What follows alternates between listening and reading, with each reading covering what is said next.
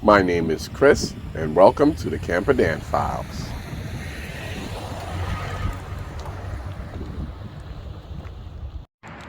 So per usual, it's late. Got the R50 here loaded with camp gear. We're at the storage to get Daisy. We haven't taken her out in months, so we're gonna take her out and stretch her legs for a little bit and get some use out of her for tonight. So we're gonna get this thing hitched and then get on out of here. There's the moon, guys. It's a half a moon and it's really bright. Let's get this awning set up.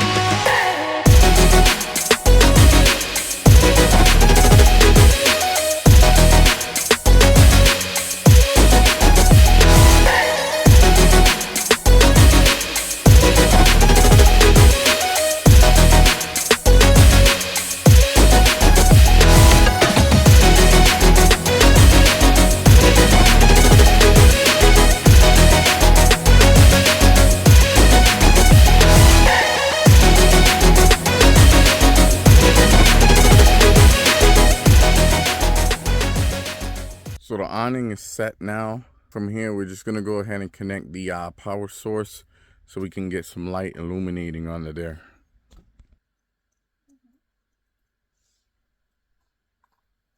All right, we got our power source connected. Let's get some lights going.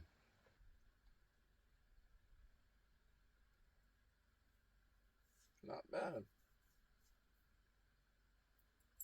There's the amber. And there's both. So this is just the white light. Here's the amber light. And then this is both of them on together. Looks pretty neat. I like it. Yeah, we're going to plop some chairs under here and we're going to relax for a little while. We're going to get a fire going.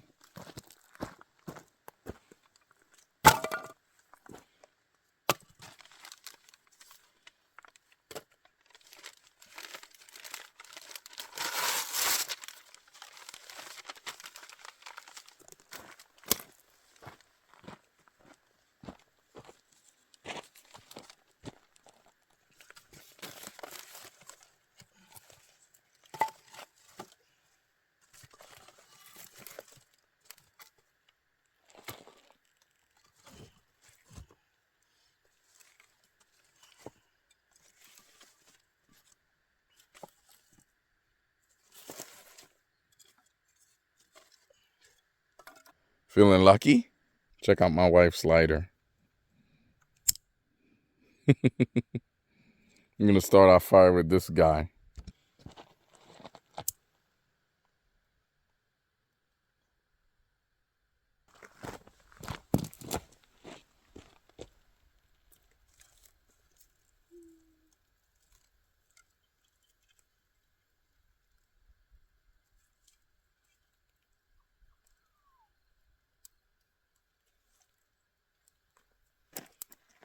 We're trying not to smother our fire too much, guys.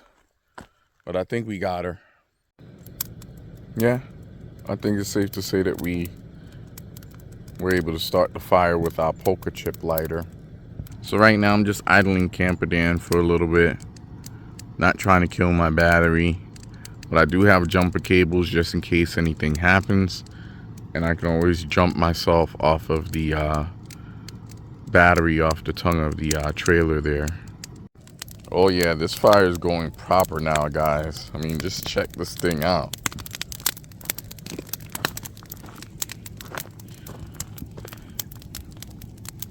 I think what I'm gonna do is get my pot of water on here.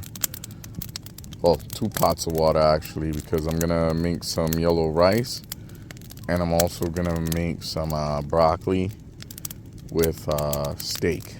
We're gonna let this fire burn down a little bit more and then we'll get to cooking. So I think the fire is just about where we need it to be. So we're gonna go ahead and shove the grill in here, get the fire position, and then we're gonna get some pots going with some water, and then we'll cook our steak last.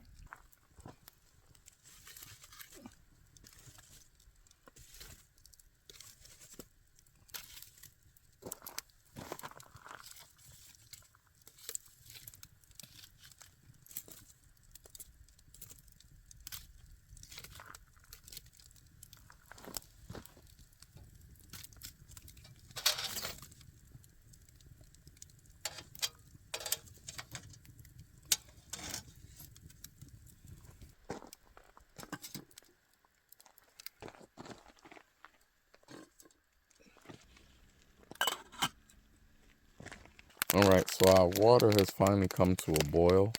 We're gonna get our Manhattan yellow rice in there.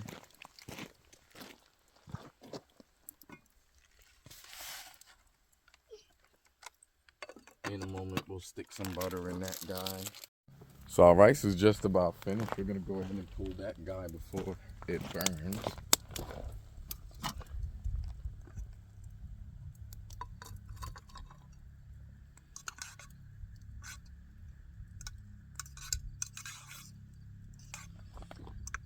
Yeah, it's perfect.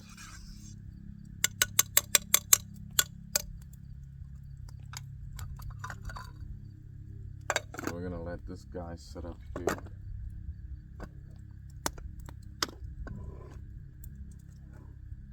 It's just gonna sit right there next to the fire. Now we're gonna get our steak seasoned, and our broccoli is pretty much done too.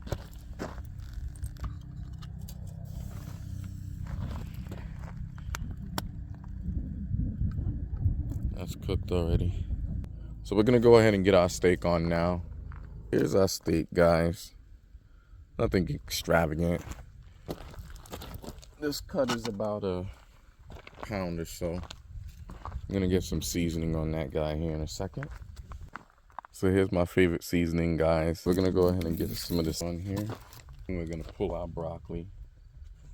I'm gonna move that guy over to the side here. Again, right next to the fire still.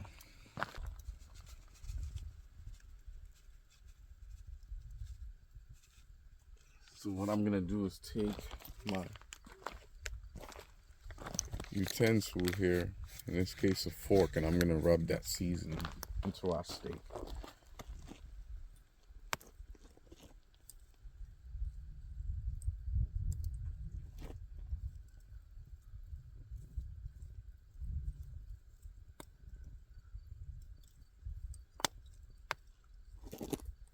Doesn't have to be perfect, but you definitely want to spread the love.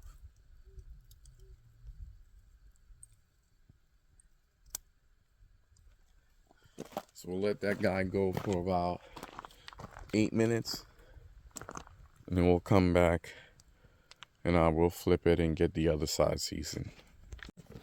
I'm gonna go ahead and flip this guy now.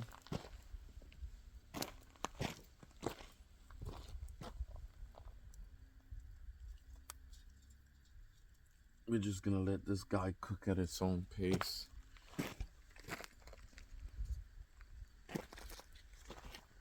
I'm going for like a medium well. That's what I like to see for this steak. Got some cool looking grill marks going here so far.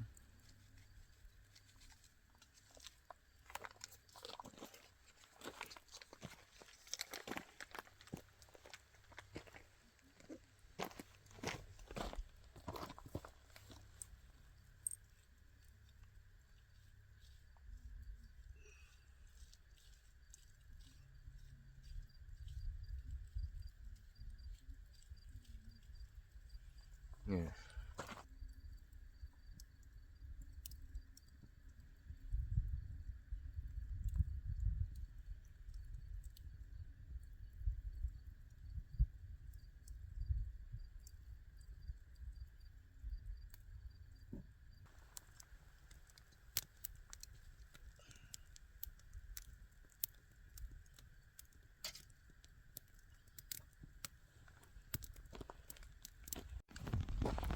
I think it's safe to say that our steak is now done. I'm gonna go ahead and pull that guy, plate him with some rice, and carve him up and see how we did. So here's our rice, steak, and broccoli. It's looking really good. Let's go ahead and cut into this and see what it looks like. All right, first cut, guys. I don't have my regular steak cutting knife, but this one seems to be doing the job.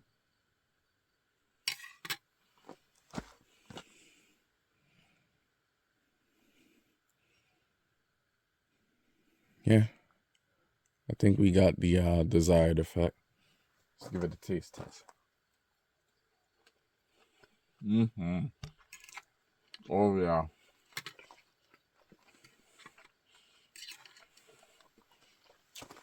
And it's juicy.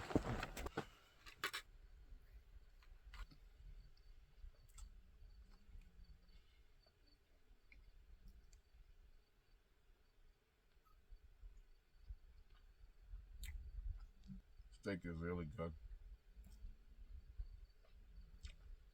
And so is our broccoli.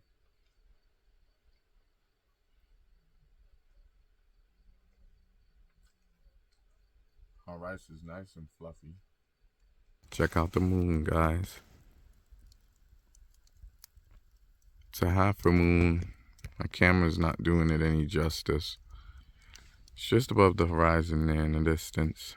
So once we finished our steak dinner and enjoyed the moonlit sky, we decided to take things into the cargo trailer and enjoy a couple of horror movies.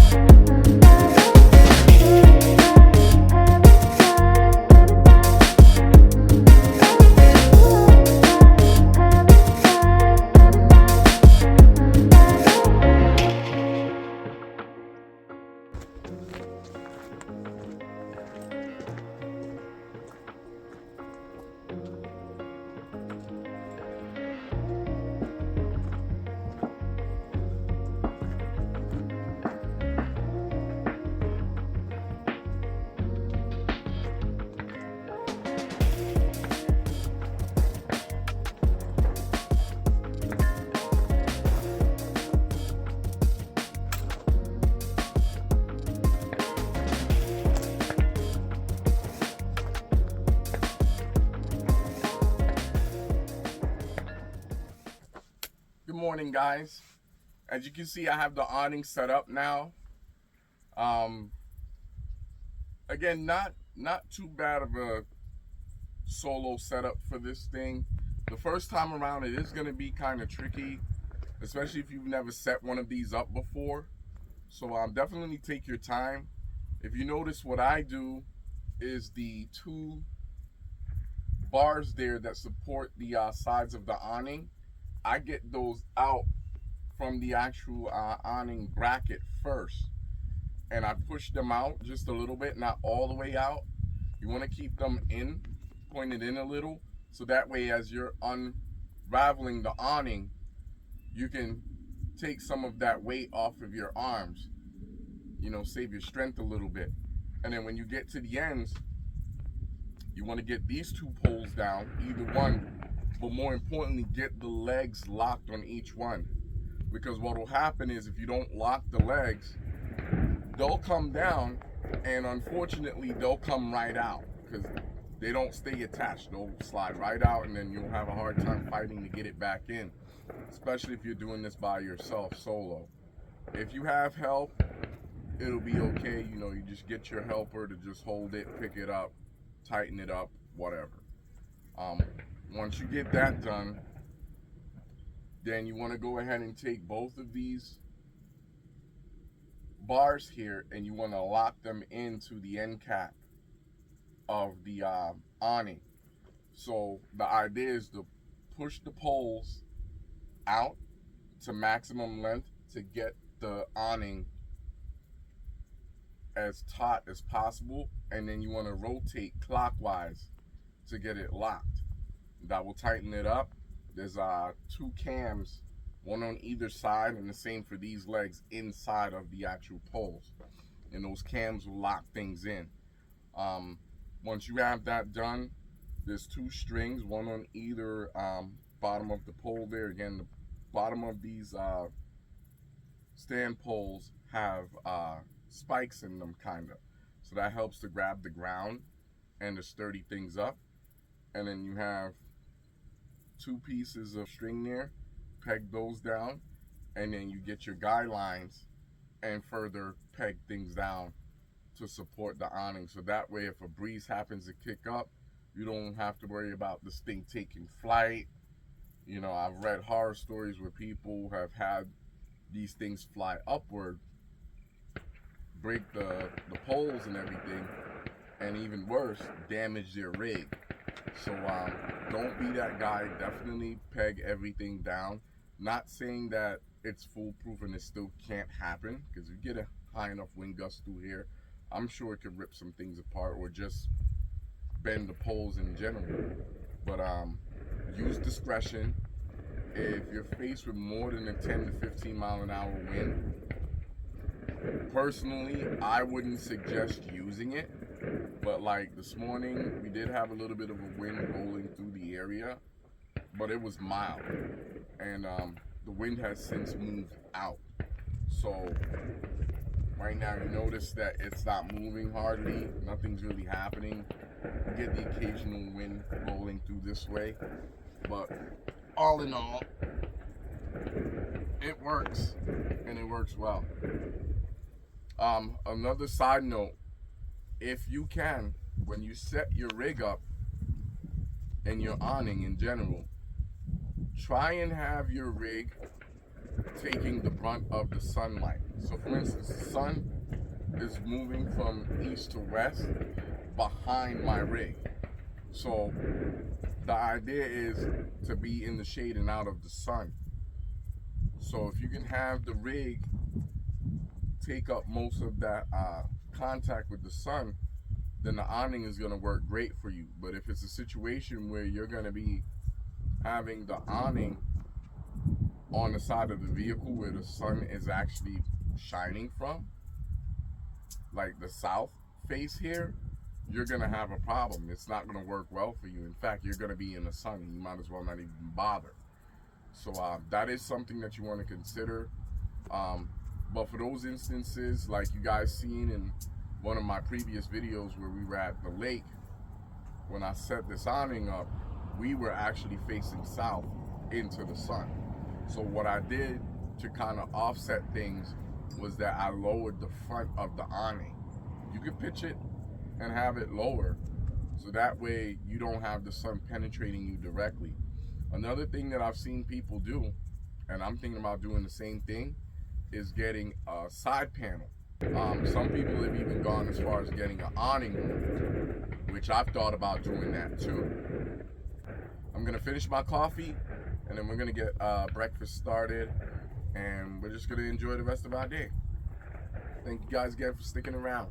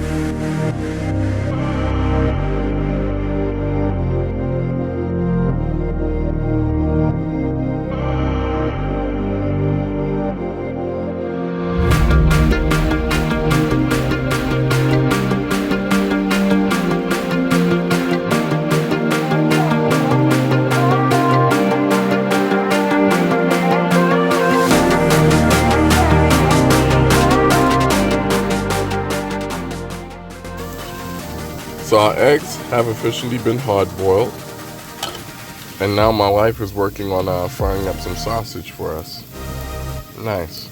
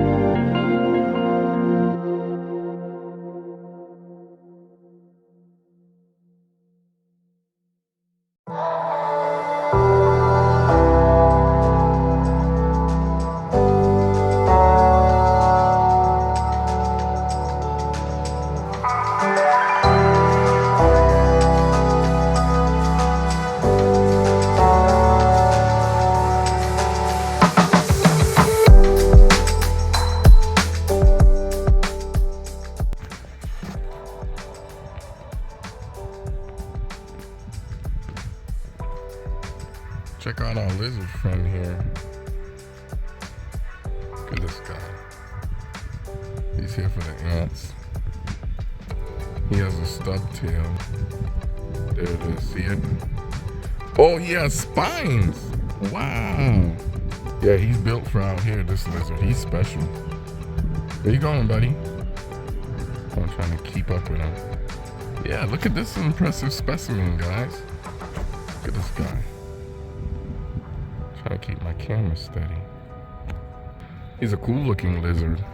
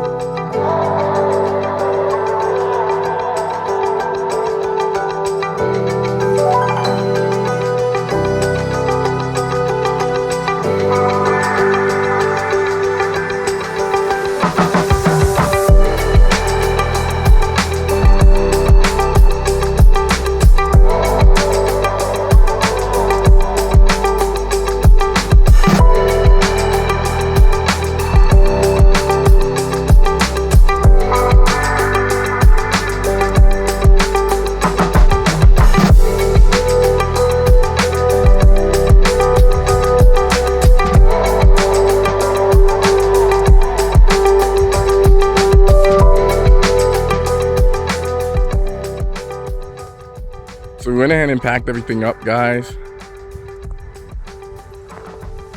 We made sure we didn't leave any of our cooking utensils, camping gear, or anything like that. The last thing we got to grab is these roll chucks after we get the trailer hitched, and then we're gonna get on out of here.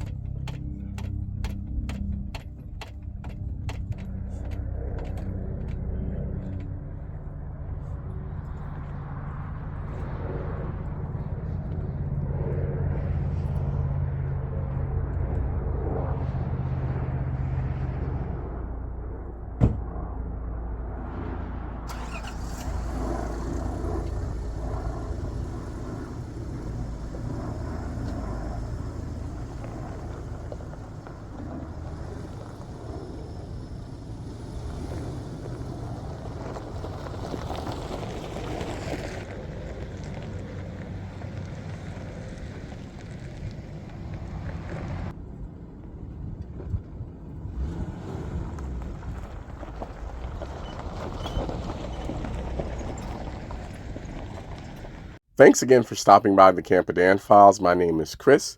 If you've enjoyed today's video, go ahead and give it a like. And while you're at it, don't forget to share, comment, and subscribe. And until next time, keep using your Pathfinder as a Pathfinder, on or off the pavement.